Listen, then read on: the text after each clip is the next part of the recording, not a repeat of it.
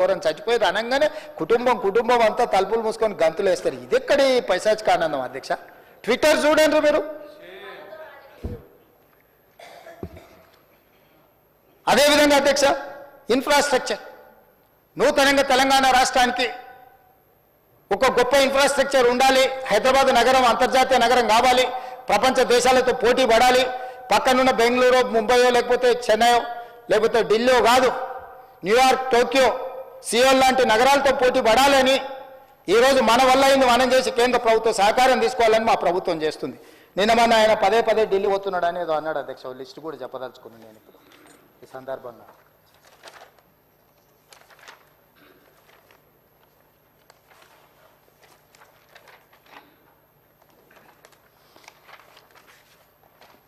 కాగితం మీ దగ్గర ఉందా?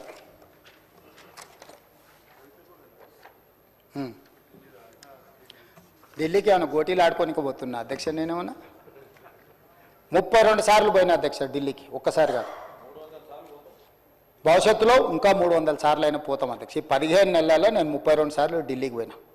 32 సార్లలో 3 సార్లు ప్రధానమంత్రిని కలిసిన, మిగతా అందరు కేంద్ర మంత్రులను కలిసిన, ఇంక్లూడింగ్ కిషన్ రెడ్డితో సహా, బండి సంజయ్తో సహా ప్రతి ఒక్కరిని కేంద్ర మంత్రులను కలిసినాం. అసలు కేంద్ర రాష్ట్ర ప్రభుత్వాల యొక్క సత్సంబంధాలు రాజ్యాంగంలో పొందుపరిచిన విధానాలను వీళ్ళు మర్చిపోతే అధ్యక్ష.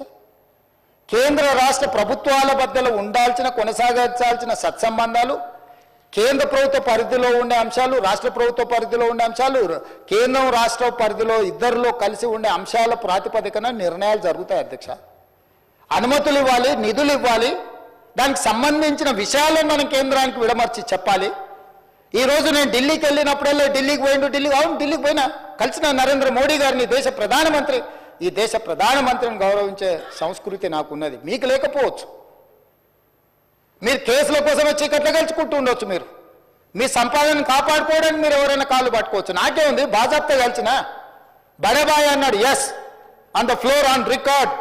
నేను మళ్ళీ ఒక్కసారి చెప్పదలుచుకుని, దేశ ప్రధానమంత్రి ఏ రాష్ట్ర ముఖ్యమంత్రికైనా పెద్దన్న లాంటి వాడే. రాష్ట్రాల ముఖ్యమంత్రులు, రాష్ట్రాల కూడికనే కేంద్రము. రాష్ట్రాలలో ఉండే ముఖ్యమంత్రులకు ప్రధానమంత్రి పెద్దన్న లాంటి వాడు. ప్రధానమంత్రి తీసుకునే నిర్ణయాలు, కేంద్ర మంత్రివర్గం తీసుకునే నిర్ణయాలకు రాష్ట్రాల అభివృద్ధి కోసం ఉపయోగపడుతుంది. ఇందులో రాజకీయం ఏముంది అధ్యక్ష? రాజకీయాలు వచ్చినప్పుడు ఆయన భారతీయ జనతా పార్టీ నాయకుడు, నేను కాంగ్రెస్ పార్టీ నాయకుడిని. నా పార్టీ ప్లాట్ఫామ్ మీదకి వచ్చినప్పుడు నా పార్టీ విధానం మాట్లాడతా. ప్రభుత్వం వచ్చినప్పుడు కేంద్ర ప్రభుత్వం తీసుకోవాల్సిన సహకారం తీసుకుంటా. వెళ్ళినప్పుడు శంకర్ వచ్చిండు మిత్రుడు కొన్నిసార్లు.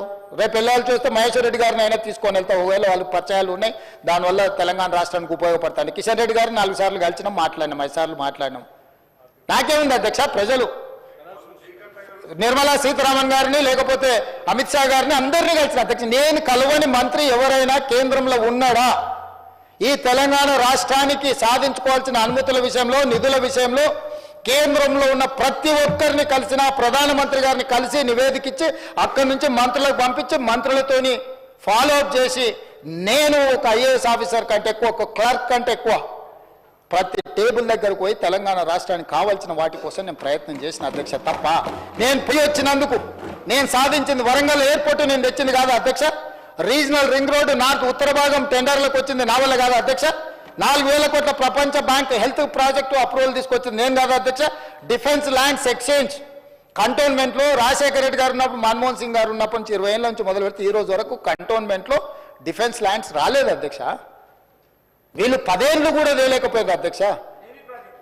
నేను పోయి ఢిల్లీకి పోయి నరేంద్ర మోడీ గారిని కలిసి, రాజ్నాథ్ సింగ్ గారిని కలిసి, ఉత్తర తెలంగాణ మొత్తం అక్కడికి వస్తేనే బాటిల్ నెక్ అవుతుంది. రాజీవ్ రహదారి నుంచి మొదలు పెడితే అక్కడి నుంచి వస్తే ట్రాఫిక్ అంతా అక్కడ జామ్ అవుతుంది, మీరు ఇవ్వాల్సిందే అనుమతి అని వాళ్ళని అడిగితే, రాజ్నాథ్ సింగ్ గారు పెద్ద మనసు చేసుకొని 160 ఎకరాల రక్షణ శాఖకు సంబంధించిన భూ బదలాయింపు తెలంగాణ రాష్ట్రానికి చేసిండు. చేసినప్పుడు నేను అభినందించొద్దా అధ్యక్ష రాజ్నాథ్ సింగ్ గారిని? తప్పేముంది అధ్యక్ష? తెలంగాణ రాష్ట్ర ప్రయోజనాల కోసం, అభివృద్ధి కోసం ఒక మంత్రి సహకరించినప్పుడు ఆ మంత్రి మాకు సహకరించిందని చెప్పడానికి బేసిజాలు ఎందుకు అధ్యక్ష? విధానపరమైన అంశాలలో మాకు వేరే అభిప్రాయం ఉండొచ్చు, కానీ అభివృద్ధికి వచ్చినప్పుడు తెలంగాణకు సహకరించిన వాళ్ళను మనం ఎందుకు అభినందించొద్దు అధ్యక్ష? ఈరోజు డిఫెన్స్ ల్యాండ్స్ని సాధిస్తే ఆయన ఎప్పుడో 2015-16లో పోయి కాగితం ఇచ్చి వచ్చినా దాని ట్విట్టర్లో పెడతాడు. అసలు కొంచెమన్నా అదేదో మా ఆది శ్రీనివాస్ అన్నది ఉండాలి కదా అధ్యక్ష.